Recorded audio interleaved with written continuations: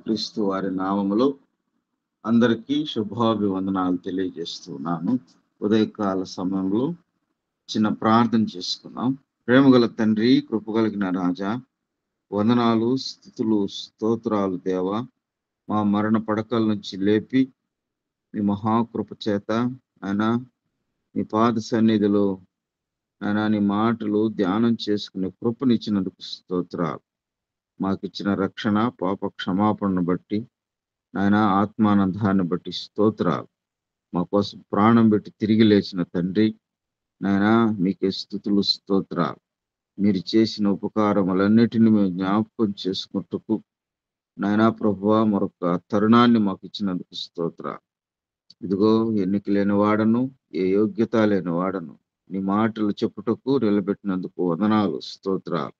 మీ సులువు చాటును మరుగుపరిచి మీరు మాత్రమే మాట్లాడి మీ నామాన్ని మహిమపరచుకోమని సహాయము చేయమని యేసయ్య పరిశుద్ధ నామములో ప్రార్థన చేసి వేడుకుంటున్నాము తండ్రి.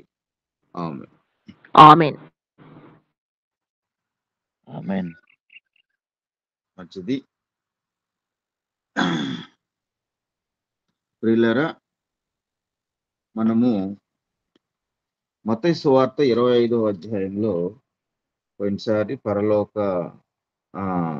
రాజ్య మర్మాలలో బుద్ధి లేని కన్యకల గురించి మాట్లాడుకున్నాం. తర్వాత శాంసనయ్య గారు తలాంతుల గురించి చెప్పుకొచ్చాడు. ఈ తలాంతుల యొక్క ముఖ్య భాగమైనటువంటి 5 తలాంతులు తీసుకున్నటువంటి వ్యక్తి 5 తలాంతులు సంపాదించాడు. 25వ అధ్యాయము 21వ వచనంలో ఉన్నది అన్నమాట. అతని యజమానుడు 20-21లో 5 తలాంతులు తీసుకున్నటువంటి వ్యక్తి 5 తలాంతులు సంపాదించినాడు. తర్వాత యజమానుడు ఒక మాట అంటున్నాడు 21వ వచనంలో, అతని యజమానుడు, బలా నమ్మకమైన దాసుడా, నీవు ఈ కొంచెములో నమ్మకముగా ఉంటివి, నిన్ను అనేకమైన వాటి మీద నియమించదను, నీ యజమానుని సంతోషములో పాలు పొందమని అతనితో చెప్పాను. 5 తలాంతులు తీసుకున్నటువంటి వ్యక్తి 5 తలాంతులు సంపాదించాడు. యజమాని దగ్గరికి చెప్పినాడు. యజమాని, బలా నమ్మకమైన దాసుడాన్ని మెచ్చుకున్నాడు, నీ యజమాని సంతోషములో పాలు పంపులు పొందు, నీవు అనేకమైన వాటి మీద నిన్ను నియమించేదను అన్నాడు. అలాగే 2 తలాంతులు తీసుకున్నటువంటి వ్యక్తి కూడా 2 తలాంతులకు 2 తలాంతులు సంపాదించాడు. 23వ వచనంలో అతన్ని పొగుడుతూ ఉన్నాడు. అతని యజమానుడు, బలా నమ్మకమైన మంచి దాసుడా, నమ్మకమైన మంచి దాసుడా, నీవు కొంచెంలో నమ్మకముగా ఉంటివి, నిన్ను అనేకమైన వాటి మీద నియమించేదనని, నీ యజమాని సంతోషములో పాలు పంపులు పొందుమని అతనితో చెప్పాను. కాబట్టి 5 తలాంతులు తీసుకున్న వ్యక్తి 5 తలాంతులు సంపాదించాడు. యజమాని యొక్క సంతోషములో పాలు పంపులు పొందాడు. అనేక విషయాల మీద అతన్ని నియమించాడు. అలాగే 2 తలాంతులు తీసుకున్న వ్యక్తి 2 తలాంతులు సంపాదించాడు. బలా నమ్మకమైన దాసుడా, నీ యజమాని సంతోషములో పాలు పంపులు పొందు అన్నాడు. అలాగనే 1 తలాంతు తీసుకున్నటువంటి వ్యక్తి 24వ వచనంలో అంటున్నాడు, తరువాత 1 తలాంతు తీసుకున్న వాడు వచ్చి 1 తలాంతు తీసుకున్నటువంటి వ్యక్తి యొక్క మాటలు మనం చదువుకుంటూ ఉన్నాం. అయ్యా, నీవు విత్తని చోట కోయువాడవును, చల్లని చోట పంట కూర్చుకున్నవాడునైనా కఠినుడు అని నేను ఎరుగుదును, గనుక నేను భయపడి వెళ్ళి నీ తలాంతును భూమిలో దాచిపెట్టి తిని, ఇదిగో నీది నీవు తీసుకొనుమని చెప్పాను. కాబట్టి ఈ 1 తలాంతు తీసుకున్నటువంటి వ్యక్తి ఏమి సంపాదించలా. సంపాదించక అతను ఏం చేస్తున్నాడంటే భూమిలో దాచిపెట్టాడు. భూమిలో దాచిపెట్టి ఇదిగో నీది నీవు తీసుకొనమని చెప్తా ఉన్నాడు. నీది నీవు తీసుకొనమని చెబుతూ అతన్ని అంటున్నాడు, యజమాని అంటున్నాడు, నీవు కఠినుడు అని నేను ఎరుగుదును అంటున్నాడు. రేపు సంపాదించకపోతే దాన్ని నేను పోగొట్టేసుకుంటే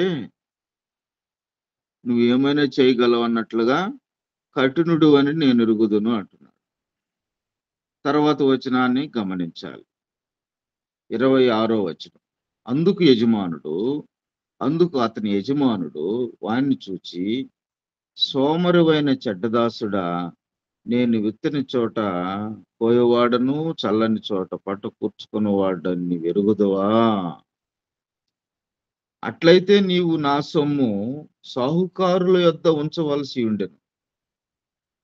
నేను వచ్చి వడ్డీతో కూడా నా సొమ్ము తీసుకుందునే అని చెప్పి ఆ తలాంతును వాని యొద్ద నుండి తీసివేసి 10 తలాంతులు గల వానికి ఇయుడి.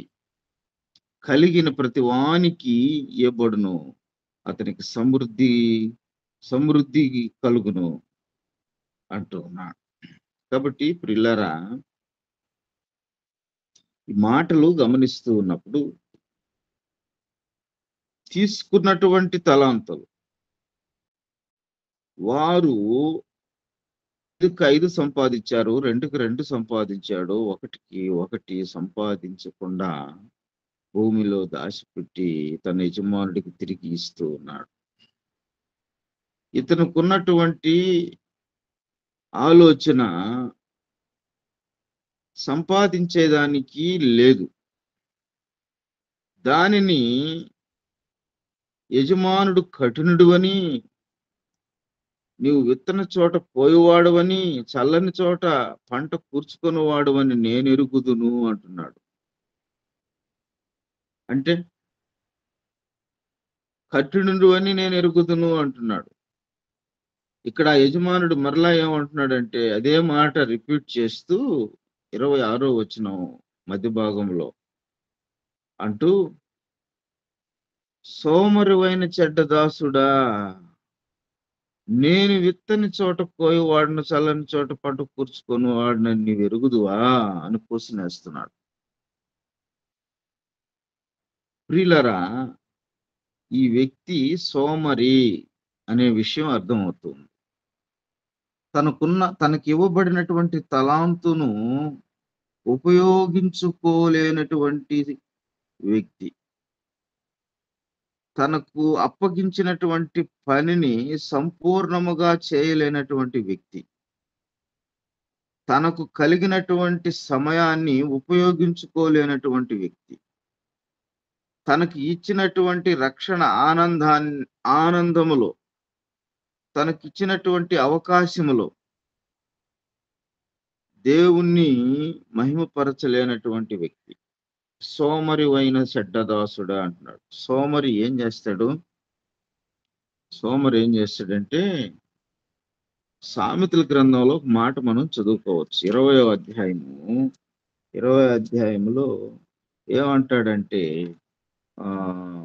4వ వచనంలో ఏమంటున్నాడంటే, విత్తులు వేయు కాలమున సోమరి దున్నడు. గమనించాలి. అందరూ విత్తనాలు చల్లుకుంటూ ఉన్నారు, నాట్లు వేసుకుంటూ ఉన్నారు. ఈ క్రమంలో వారందరూ దున్నుకుంటున్నారు, మంచిగా ఆ పొలాల్ని చేసుకుంటూ ఉన్నారు, నాటుకుంటున్నారు, విత్తనాలు విత్తుతూ ఉన్నారు. కానీ ఆనాటికి కూడా ఈ సోమరి ఆ పొలాన్ని దున్నే వ్యక్తిగా లేడు. కోతకాలమున పంటను గూర్చి వాడు విచారించినప్పుడు వానికేమీ లేకపోవును. ఉన్న అవకాశము, ఇచ్చిన తలాంతు, ఇచ్చిన టైము, ఈ మూడింటిని ఉపయోగించుకోలేనటువంటి వ్యక్తి ఏం చేస్తాడు? పంట కాలము కూర్చుకునేటప్పుడు ఏమీ దొరకవు. సమయాన్ని పోగొట్టుకుంటున్నాడు. రక్షణను పోగొట్టుకుంటున్నాడు. ఆనందాన్ని పోగొట్టుకుంటున్నాడు. పంట కోసం ఆలోచిస్తే ఏమొస్తది? పంట సమయానికి రాదు. కోతకాలమున పంటను గూర్చి వాడు విచారించినప్పుడు వానికేమి గూడా దొరకదు. కాబట్టి అందరూ దున్నే టైంలో దున్నాలి. అందరూ విత్తనములు వేసే టైంలో విత్తనాలు నాటాలి. నువ్వు నీ ఆలోచన విధానములో ప్రభువైన యేసుక్రీస్తును గురించినటువంటి మాటలు వింటూ ఉన్నప్పుడు నువ్వు గ్రహిస్తున్నావో లేదో అర్థం చేసుకో. కాబట్టి సోమరి ఏం చేస్తున్నాడంటే దానిని ఉపయోగించుకోలేని పరిస్థితిలో ఉంటున్నాడు. చెడ్డదాసుడా అంటున్నాడు మళ్ళీ. సోమరువైన చెడ్డదాసుడా అంటున్నాడు. మరి వీటన్నిటికీ గురించి వ్యాఖ్యానించుకుంటే మనకు సమయం సరిపోదు. కాబట్టి రక్షణ పాప క్షమాపణ సిద్ధంగా ఉంది. దానిని సరైన టైములో ఉపయోగించుకోవాలి. ఆ ఉపయోగించుకునే క్రమాన్ని తెలియక ఈ సోమరి పనుకోనే ఉంటాడు. వాడికి సమయాన్ని ఉపయోగించుకునే పరిస్థితి తెలియటం లేదు. దాని యొక్క విలువ అర్థం కావటం లేదు. కాబట్టి చెడ్డదాసుడుగా మిగిలిపోతూ ఉన్నాడు. చెడ్డదాసుడుగా మిగిలిపోతూ ఉన్నాడు. రెండవది ఇక్కడ మాట్లాడుకోవాలి. ఏమని? అట్లయితే నీవు నా సొమ్ము సాహుకారుల యొద్ద ఉంచవలసి ఉండెను. ఎవరి సాహుకారులు? ఎవరి సాహుకారులు? ఇతనికిచ్చినటువంటి సమయము, ఇతనికిచ్చినటువంటి తలాంతు ఉపయోగించుకోకుండా దాన్ని అలా పెట్టాడు. ఈనాడు కూడా ఒక 1000 రూపాయలు ఇచ్చినప్పుడు ఆ 1000 రూపాయలు కొంతకాలానికి 1 సంవత్సరానికో 2 సంవత్సరాలకో దాని విలువ మారిపోతూ ఉంటుంది. దాని విలువ తగ్గిపోతూ ఉంటుంది. సమయము అయ్యే కొలది, సమయం జరిగే కొలది దాని విలువ తగ్గిపోతూ ఉంటుంది. ఈనాడు కొన్నటువంటి వస్తువు 1 సంవత్సరం తర్వాత అది రేటు పెరిగి అదే 1000 రూపాయలకు రాదు. కాబట్టి వచ్చినటువంటి అవకాశం, ఇచ్చినటువంటి తలాంతు అది 1 కావచ్చు, 2 కావచ్చు, 5 కావచ్చు. దానిని అంతకంతకు వ్యాపారం చేసో, వ్యవసాయం చేసో, ఏది చేసైనా కరెక్ట్‌గా దానిని అభివృద్ధి చేయాల్సినటువంటి అవసరత ఉంది. కాబట్టి ఈనాడు, రేపు, ఎల్లుండి ఎప్పుడైనా దానిని అభివృద్ధి చేసే క్రమంలోనే విశ్వాసులు ఉండాలి అనే విషయాన్ని మనం గుర్తు చేసుకుంటూ ఉన్నాం. ఇక్కడ ఏమంటున్నాడంటే, నీవు సరే దానిని చేయలేదు. దాన్ని అలాగే తీసిపెట్టేసావు. నీవు నా సొమ్ము సాహుకారుల యొద్ద ఉంచి ఉంటే నేను వచ్చినప్పుడు వడ్డీతో కూడా నా సొమ్ము తీసుకొందునే అని చెప్పి ఆ తలాంతును తీసేసి వాని యొద్ద నుండి తీసేసి 10 తలాంతులు గలవానికి ఇవ్వుడి అన్నాడు. 10 తలాంతులు గలవానికి ఇవ్వండి అంటున్నాడు. ఈ 10 తలాంతులు గలవాడు ఎవరు? ఈ షావుకారులు ఎవరు? అనే విషయాన్ని మనం ఆలోచించినట్లయితే కలిగిన ప్రతి వానికి ఇయ్యబడును అంటున్నాడు 29వ వచనం. కలిగిన ప్రతి వానికి ఇవ్వబడును, అతనికి సమృద్ధి కలుగును. ఎవరు ఈ కలిగిన వారు? ఎవరు ఈ 10 తలాంతులు కలిగిన వారు? ఎవరు ఈ సావుకారులు? అనగా సమయాన్ని పాటించేవారు. తలాంతును ఉపయోగించుకొని 5కి 5, 10కి 10, 1కి 1 అన్ని తలాంతులను అభివృద్ధి చేసుకోగలిగేవారు. వారు ప్రభు అయిన యేసునందు విశ్వాసముంచిన వారు. వారు పాప క్షమాపణ పొందినవారు. వారు ఆత్మానుసారులు. ఆత్మానుసారులు. విశ్వాసపు యాగములో ఆత్మ సంబంధమైన కార్యాలలో దేవుని కొరకు ఎదురు చూసేవారు.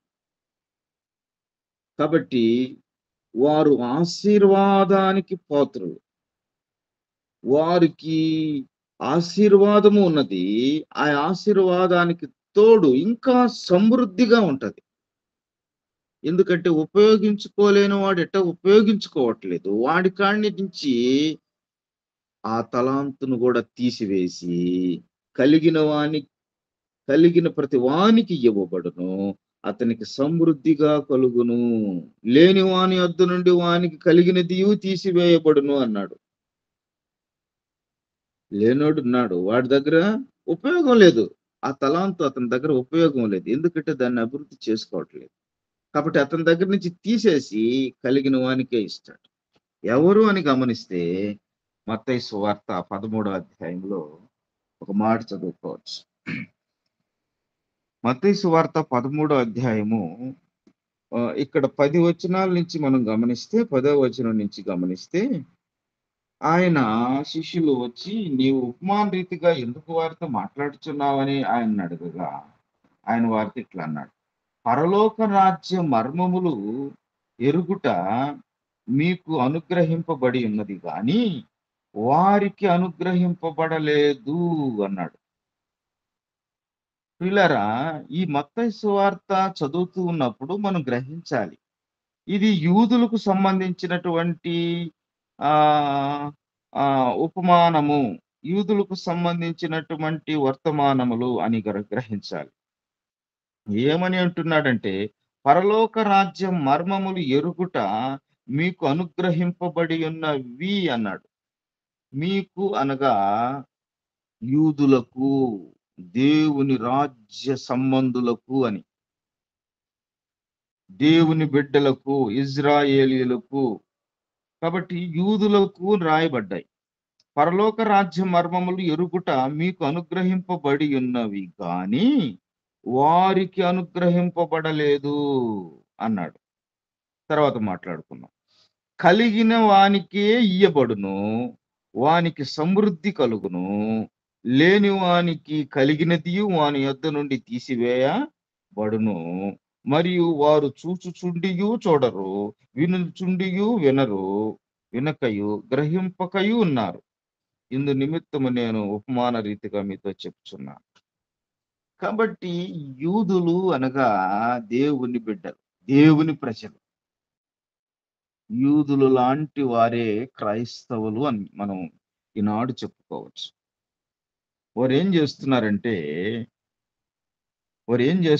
వారు చూస్తానే ఉన్నట్టుండారు, చూడరు. వింటానే ఉంటూ ఉన్నారు కానీ వినరు, గ్రహించలేకపోతూ ఉన్నారు. ఈ లేఖనాలు నీ కోసం నా కోసం రాయించాడు. ఈ లేఖనాలను ఆధారం చేసుకుని విశ్వాసం మీద మనం బ్రతకాలి. ఈ విశ్వాసపు యాగములో నిరీక్షించాలి. వాక్యం మీద బ్రతకటానికి ఇష్టపడాలి. అయితే ఈ పరలోక రాజ్య మర్మాలు ఎరుగుట మీకు అనుగ్రహింపబడి ఉన్నది. నువ్వే గ్రహించకపోతే అన్యుడు ఏం గ్రహించుతాడు? నీవే గ్రహించకపోతే.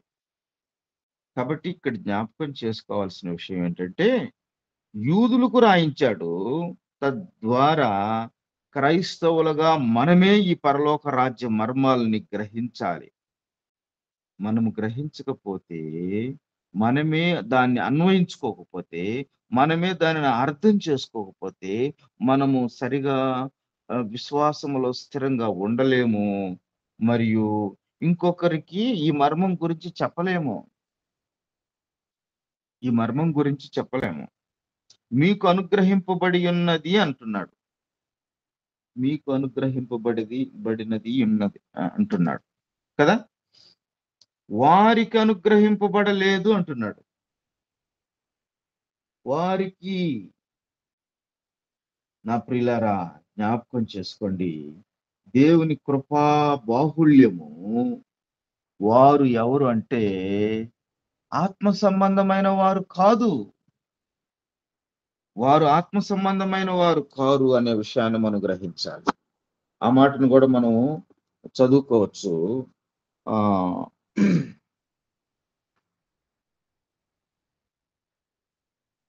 కొరింథీయులకు రాసినటువంటి మొదటి పత్రిక 2వ అధ్యాయము 14వ వచనం. కొరింథీయులకు రాసినటువంటి మొదటి పత్రిక 2వ అధ్యాయము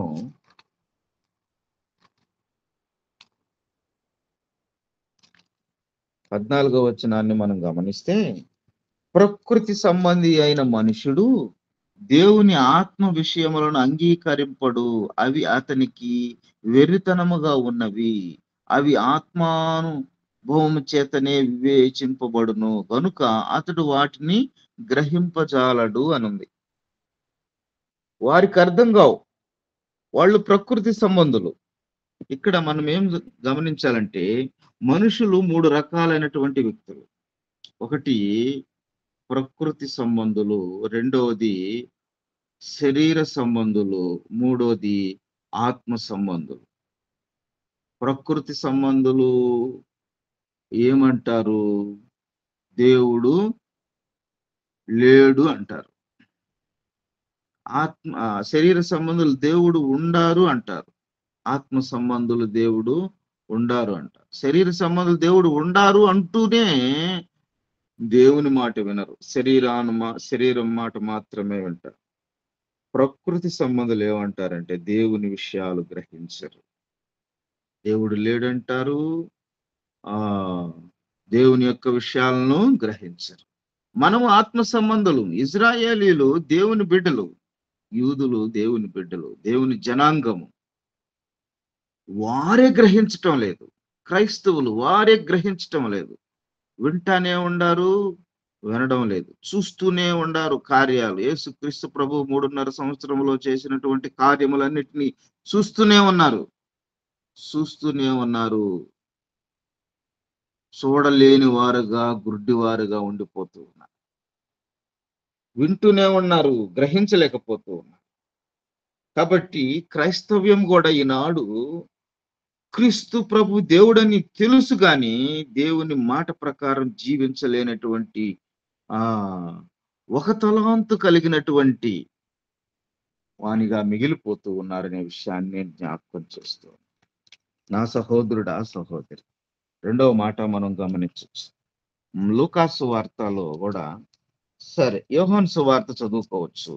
యోహాను సువార్త 15వ అధ్యాయంలో మనం మొదటి వచనాన్ని మనం చదువుకోవచ్చు. నేను నిజమైన ద్రాక్షావల్లిని, నా తండ్రి వ్యవసాయకుడు.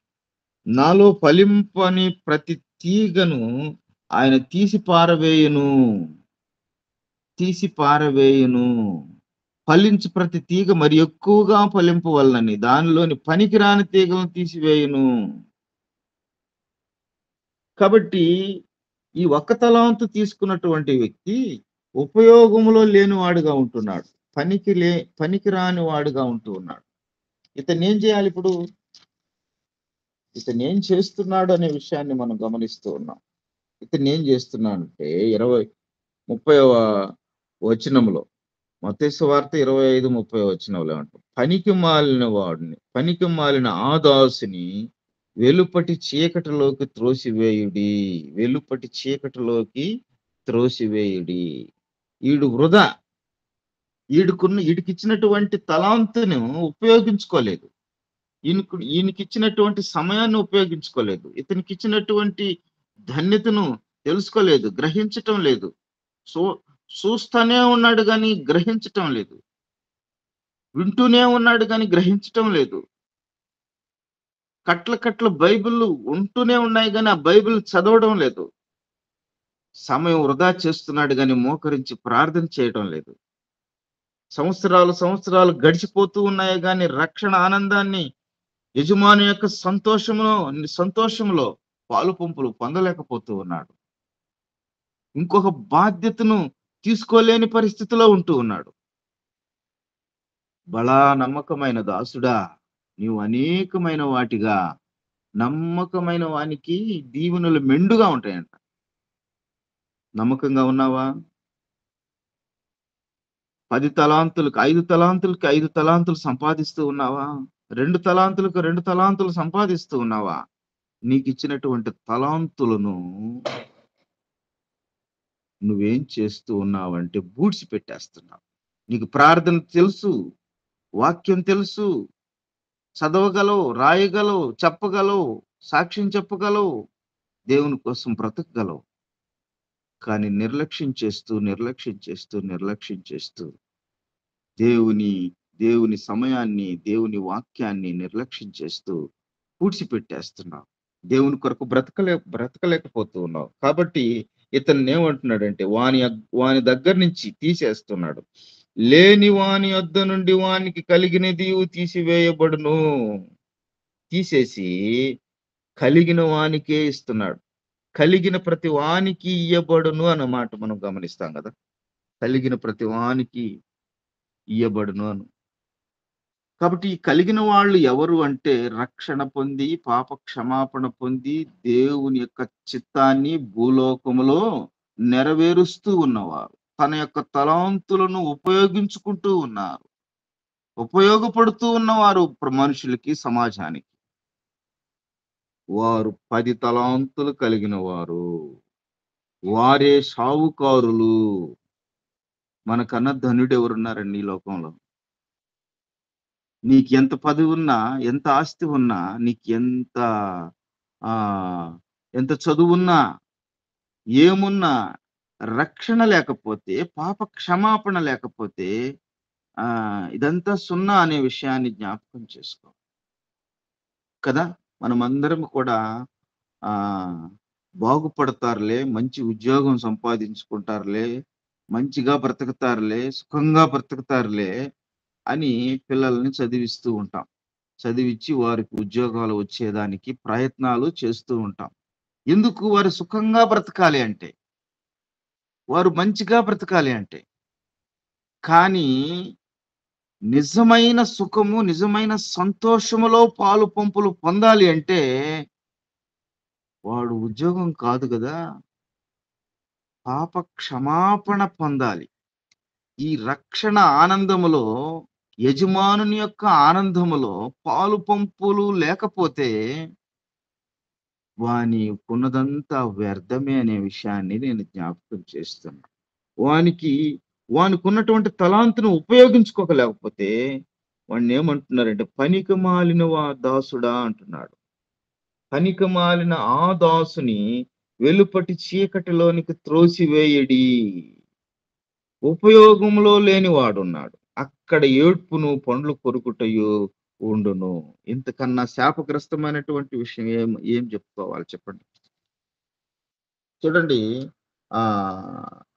ఇంకా కొన్ని మాటలు మనం చెప్పుకోవచ్చు కానీ మనకు సమయం లేదు. ఈ పనికి మాలిన వ్యక్తిని గురించి, వెలుపటి చీకటిలో వేయబడిన దాని గురించి, అక్కడ ఏడ్పును పండ్లు కొరుకుటి, ఇవన్నీ విషయాలు మనకు అర్థమవుతూ ఉన్నాయి కదా. నా ప్రియులారా, జ్ఞాపకం చేసుకోండి. తలాంతులను ఉపయోగించే, అంటే తలాంతులు, నీకున్నటువంటి తలాంతు. నువ్వు పాట పాడగలవా? నీవు వాక్యం చెప్పగలవా? నువ్వు సాక్ష్యం చెప్పగలవా? పత్రిక ఇవ్వగలవా? నీవు పొందినటువంటి రక్షణ ఆనందాన్ని ఇంకొకరికి చెప్పటమే. నీకు యేసుక్రీస్తు ప్రభువు చేసినటువంటి మేలు ఏమిటి? ఆ పాప క్షమాపణ కార్యం ఏమిటి? నీవు పొందినటువంటి ఆ ఆనందాన్ని ఇంకొకరికి చెప్పటమే. చెప్పి వారికి హెల్ప్‌గా ఉండటమే. వారిని ఆదరించటమే, వారిని బలపరచటమే. కాబట్టి నువ్వేమి చేయకుండా అలాగే మిగిలిపోయావనుకో, నీ మనస్సాక్షిని వాత వేయబడినటువంటి మనస్సాక్షి వలె నీవు అలాగా మిగిలిపోయావనుకో, నీకు ఒకరోజు పనికి మాలిన చెడ్డదాసుడా అనే బిరుదు తెచ్చుకుంటావు. వెలుపటి చీకటిలోకి త్రోయబడతావు. సమయాన్ని అంతా పోగొట్టుకుంటూ ఉన్నా. నీకెన్ని సంవత్సరాలు ఈ రోజు వాక్యం వింటూ ఉన్నటువంటి నా సహోదరుడా, నా సహోదరి, వింటూ ఉన్నావేమో, నిర్లక్ష్యం చేస్తూ ఉన్నావు. చూస్తూనే ఉన్నావేమో, నిర్లక్ష్యం చేస్తూ ఉన్నావు. నీ తలాంతును ఉపయోగించుకోకుండా దేవుడు కఠినుడని, నీ యజమానుడు కఠినుడు అని ఆయన మీదే నింద వేస్తూ ఉన్నావు. ఆయన మీదే నెట్టేస్తూ ఉన్నావు. ఆ దేవుడే ఉంటే, ఆ దేవుడే మంచి గ్రహింపు ఇవ్వాలి అని అంటే రకరకాలైనటువంటి అనుమానాలతో, అవివేకంతో, అవిశ్వాసంతో దిగజారిపోతూ ఉన్నావనే విషయాన్ని గ్రహించు. రక్షణ పొందిన వారికి, రక్షణ పొందని వారికి, బాగుగా చదివే వారికి, బాగా చదవని వారికి అంతా ఒకే సమయం. ఆ సమయాన్ని ఉపయోగించుకొని అనేక శ్రేష్టమైన విషయాలను గ్రహించి, విని, మోకరించి, ప్రార్థించి, వాక్యం చదివి, పాప క్షమాపణతో కూడినటువంటి రక్షణ ఆనందములో, యజమానుని సంతోషంలో నువ్వు పాలు పంపులు పొందాలనే విషయాన్ని ఈ లేఖనం ద్వారా మనం హెచ్చరిస్తూ పడుతున్నాం. కాబట్టి నువ్వు అలాగున లేకపోతే నీకు ఉన్నది కూడా కలిగిన ప్రతి వానికి ఇయ్యబడును. ఎలా ఉంటదంటే ఇంకా అతనికి సమృద్ధి కలుగును అని అన్నాడు. నీ దగ్గర నుంచి అది కూడా తీసేస్తాడు. కాబట్టి రక్షణ పొందిన వారికే ఇస్తారు. 10 తలాంతులు కలిగిన వారికే ఇచ్చేస్తాడు. సావుకారుల దగ్గర తీసుకుంటారు. ఎందుకంటే వారు సరిగా ఉపయోగించుకుంటారు, ఫలిస్తారు. ఫలించని ప్రతి తీగను తీసి పారవేస్తాడు. ఫలించిన ప్రతి తీగను పారవేస్తాడనే విషయాన్ని జ్ఞాపకం చేసుకో. ఈ విషయాలను గ్రహించి దేవుని వాక్యపు వెలుగులో క్రీస్తు ప్రేమను, క్రీస్తు కలువరి శిలువ ప్రేమను గుర్తెరిగి కృతజ్ఞుడివై ఆయనకి ఏమిచ్చినా రుణము తీర్చలేమే అనే గొప్ప ఉపకారాన్ని నువ్వు గుర్తెరిగి దేవునికి నమ్మకమైన వానిగా బ్రతుకుతావని మరొకసారి దేవుని లేఖనాలను బట్టి హెచ్చరిస్తూ ముగిస్తూ ఉన్నాను. దేవుడి వాక్యమును దీవించి ఆశీర్వదించును గాక.